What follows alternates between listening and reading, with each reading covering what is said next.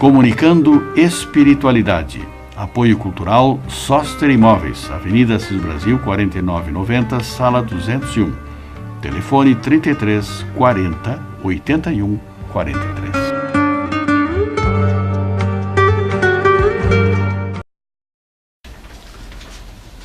Senhoras e senhores, bom dia.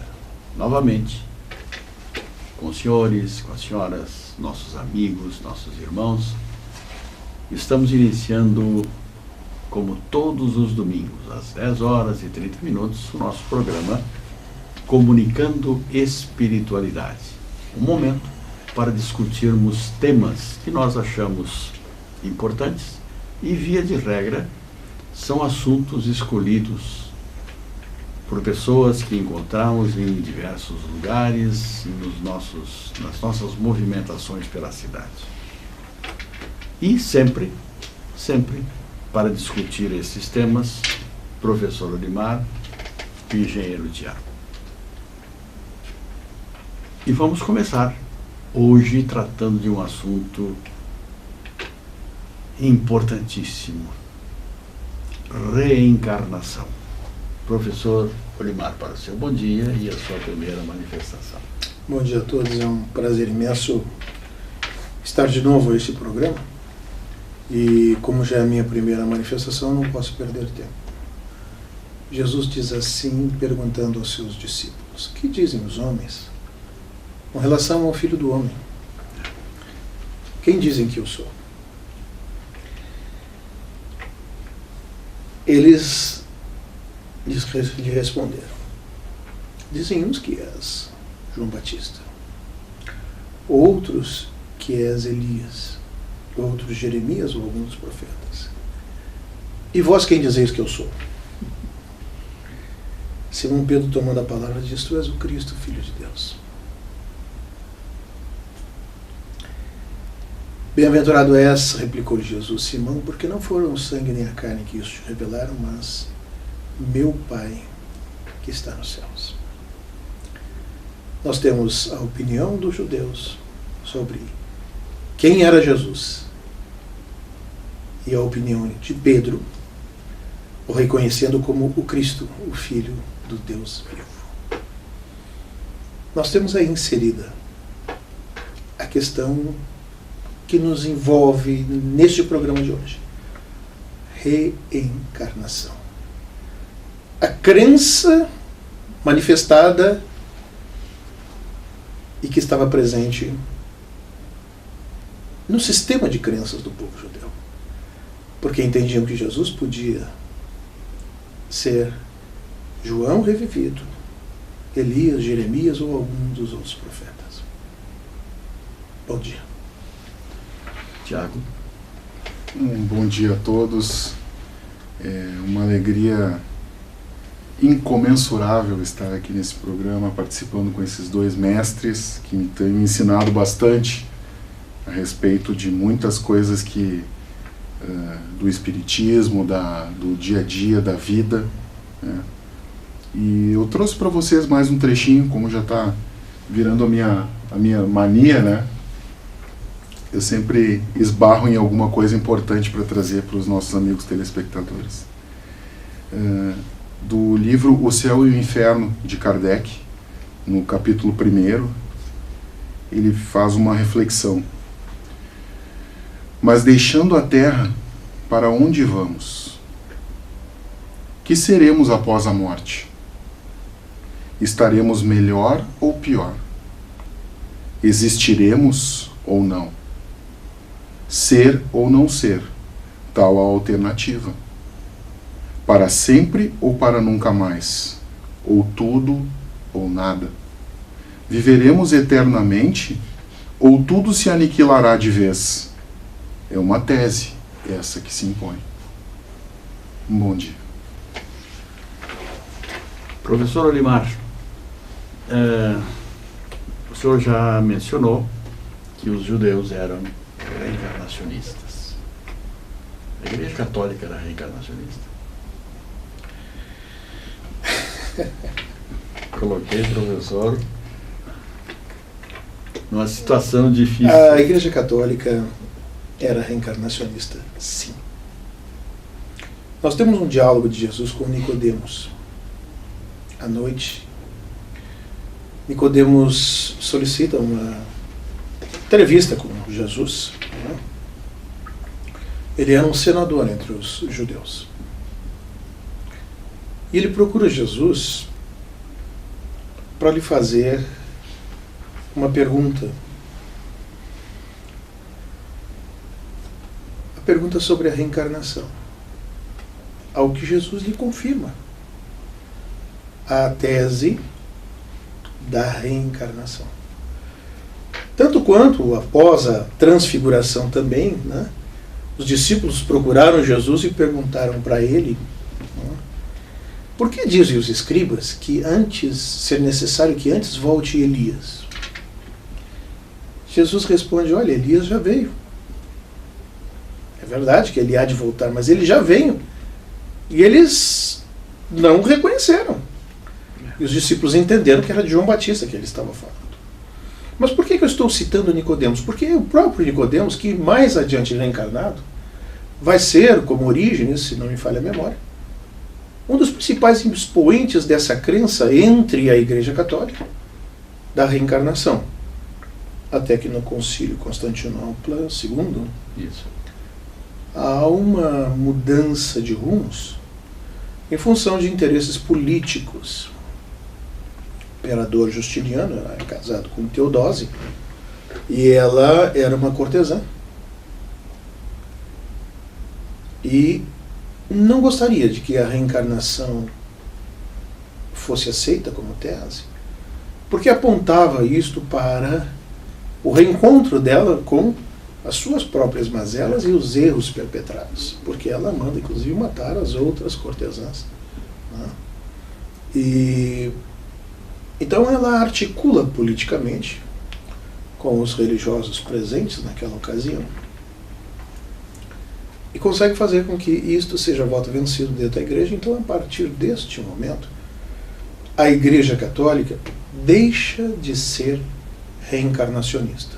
Então, é importante nós sublinharmos esta questão que o professor nos faz, porque muitos dizem assim, não, a igreja nunca foi reencarnacionista. Não, a igreja foi reencarnacionista, sim, nos seus primórdios.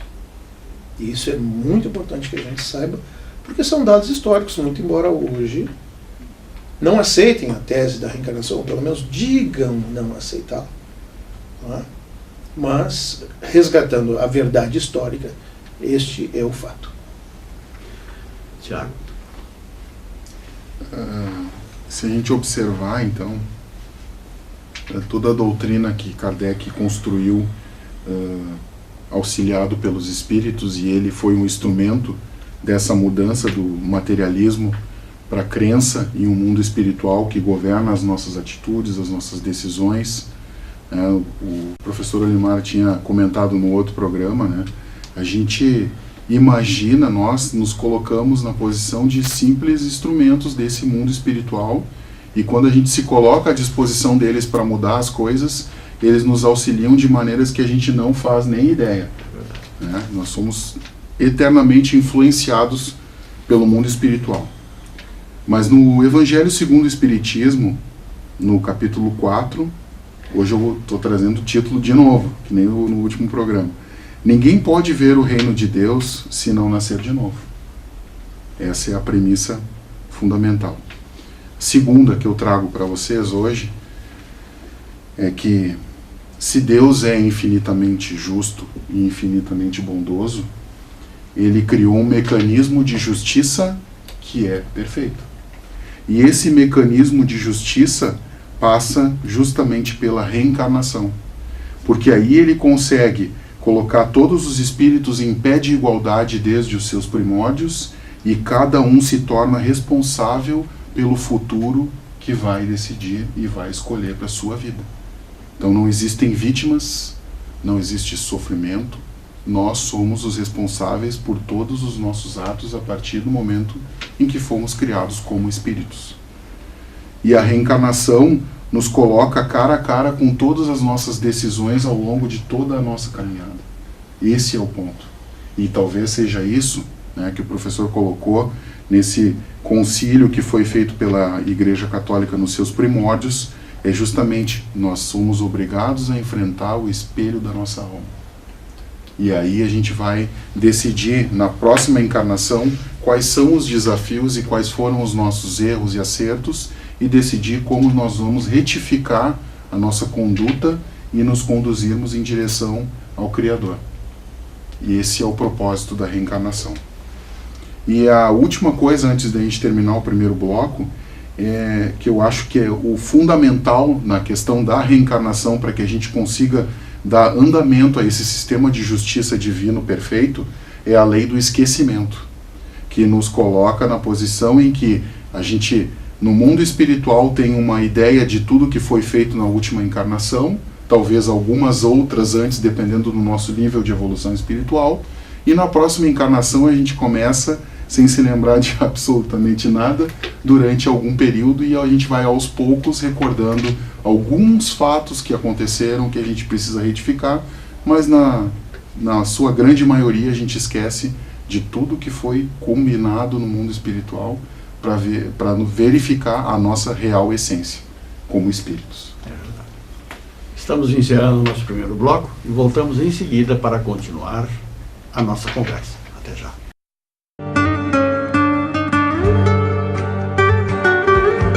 Comunicando Espiritualidade. Apoio Cultural Soster Imóveis, Avenida Assis Brasil, 4990, Sala 201. Telefone 33 40 81 43.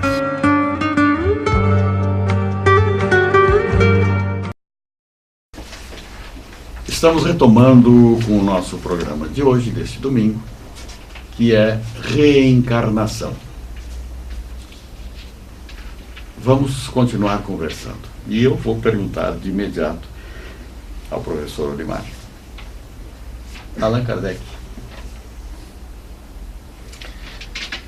Bom, o que a gente está tentando mostrar aqui, de certa forma, esse esforço que eu estou tentando fazer, didaticamente, é de que o princípio da reencarnação, ele é perfeitamente aceito por Jesus, confirmado, corroborado por Jesus. Tá?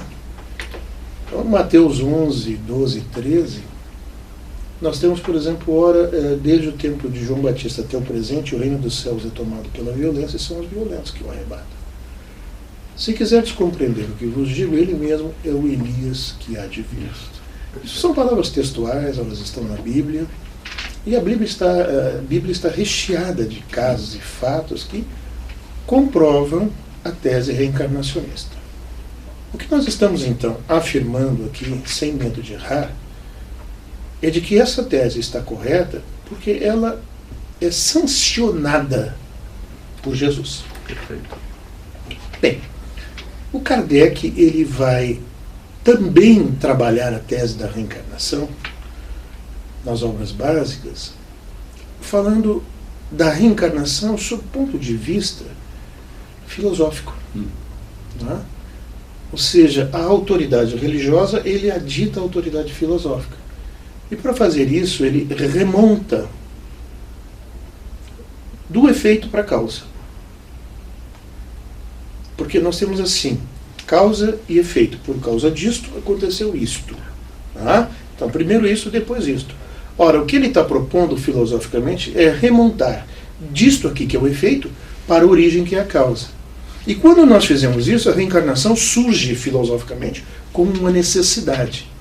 Então, quando o professor me propõe essa questão, reencarnação de Allan Kardec, bem, o que se tem até então, e com certeza absoluta, é de que ele foi um sacerdote druida entre o povo celta, não é?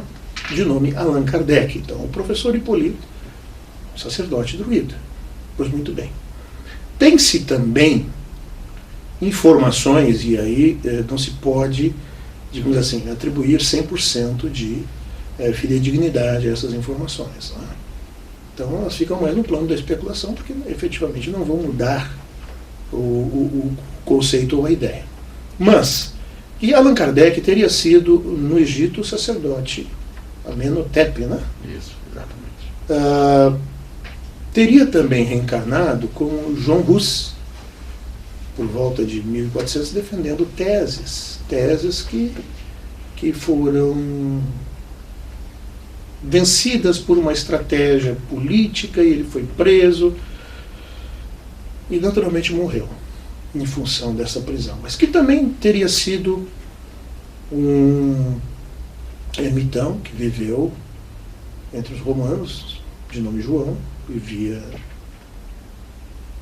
afastado, mas atendia efetivamente as pessoas, socorrendo-as, ajudando-as, né? Então nós temos assim informações de várias reencarnações de Allan Kardec. E como nós estamos tratando de um princípio que pode se confirmar, sob ponto de vista religioso, com a autoridade de Jesus, porque Jesus mudou muita coisa, corrigiu o que tinha que ser corrigido. E se fosse para corrigir, se a reencarnação não fosse verdade, ele teria corrigido. É verdade. E pelo contrário, ele confirmou a reencarnação. Né? Sob o ponto de vista filosófico também se comprova. E sob o ponto de vista científico, o Dr. Ian Stevenson, por exemplo, teve receio de utilizar 20 casos de reencarnação. Então, no livro que ele divulga, a pesquisa científica que ele faz, Ian Stevenson, né, seria a pronúncia em inglês correta, né? A gente, uma portuguesona, Ian Stevenson. Mas ele colocou 20 casos sugestivos de reencarnação. Tá? As pesquisas da doutora Ellen Wambach, por exemplo, nos falam da reencarnação. Ela é confrontada com a questão da reencarnação, e aí eu estou já fazendo uma abordagem da reencarnação sob o ponto de vista da ciência. Então, religião, filosofia e ciência. Então a doutora Ellen Wambach, ela é confrontada com isso a partir do momento que ela tem um paciente B, que é apresentado para ela, um menino, que tinha lembranças de vidas passadas. Né? Ele apresentava, não eram lembranças muito claras no primeiro momento, mas ele apresentava, com 2 anos de idade, uma postura e um comportamento de alguém que fosse um superdotado. Né?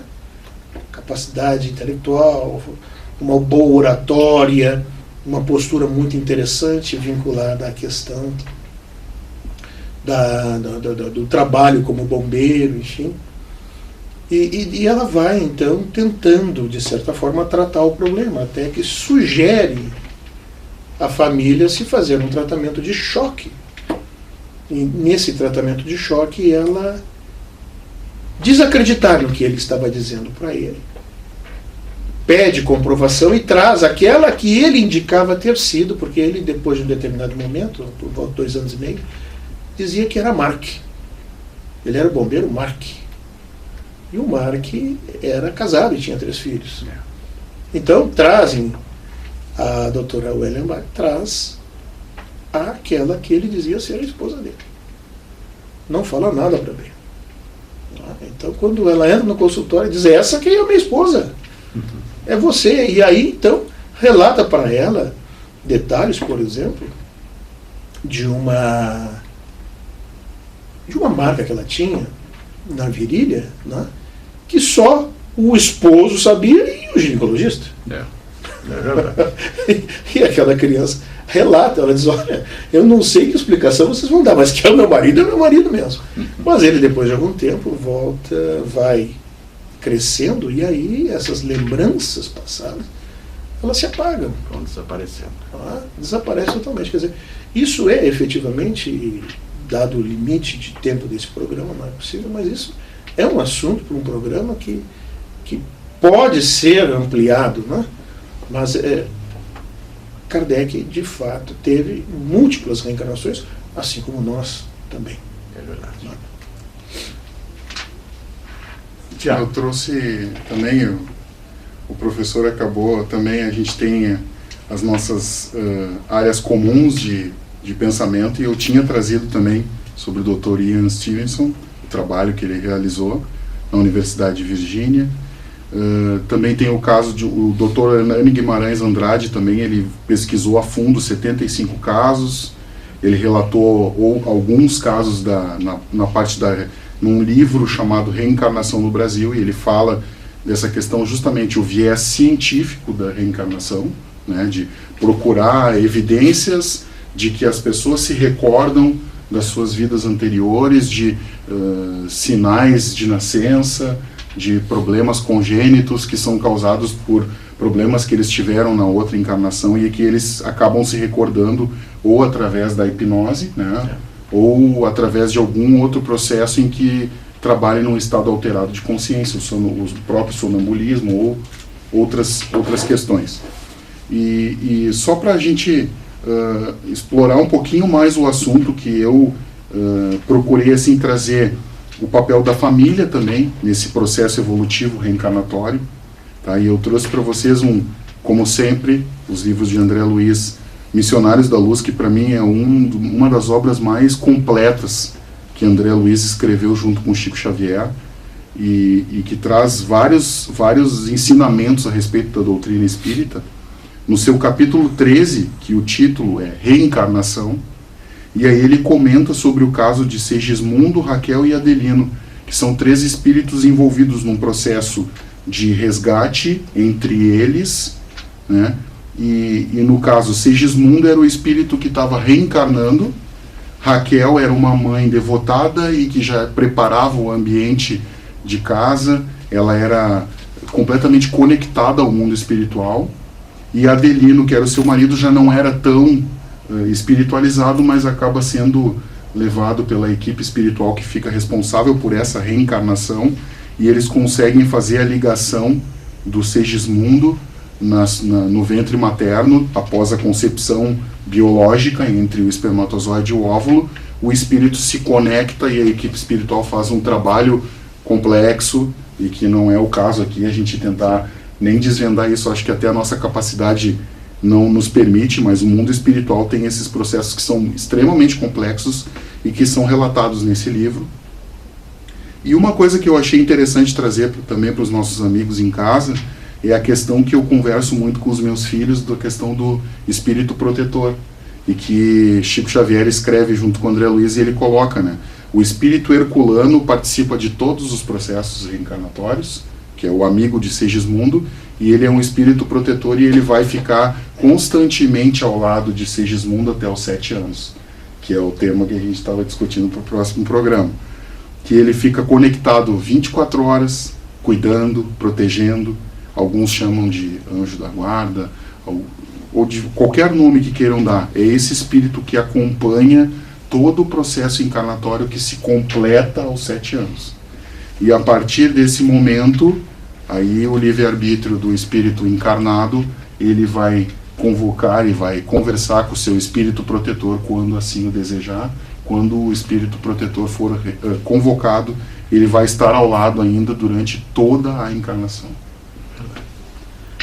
Senhoras e senhores, meus irmãos, nós estamos agradecendo as suas presenças e passando a palavra ao professor Olimar para as suas despedidas hoje, nesse domingo.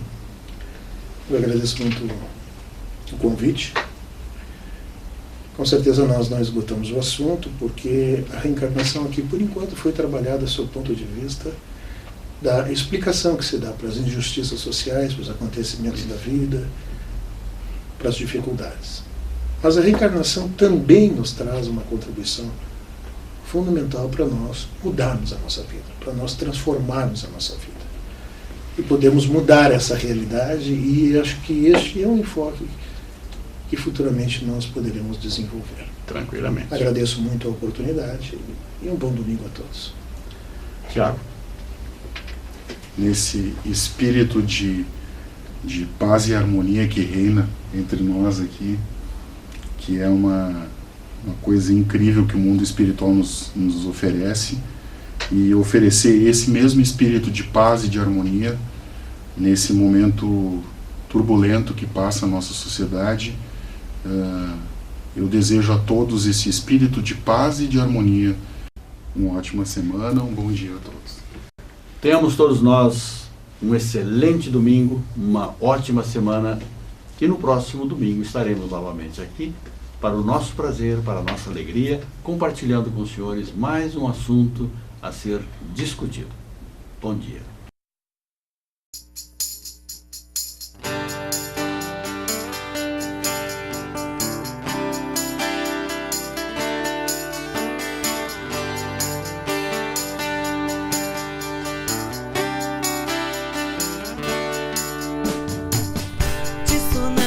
De furacões, você se importa com o degelo da terra, yeah, yeah.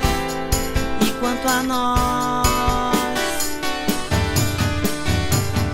eu não sei pra onde estamos indo, só sei que já fomos longe, yeah, yeah.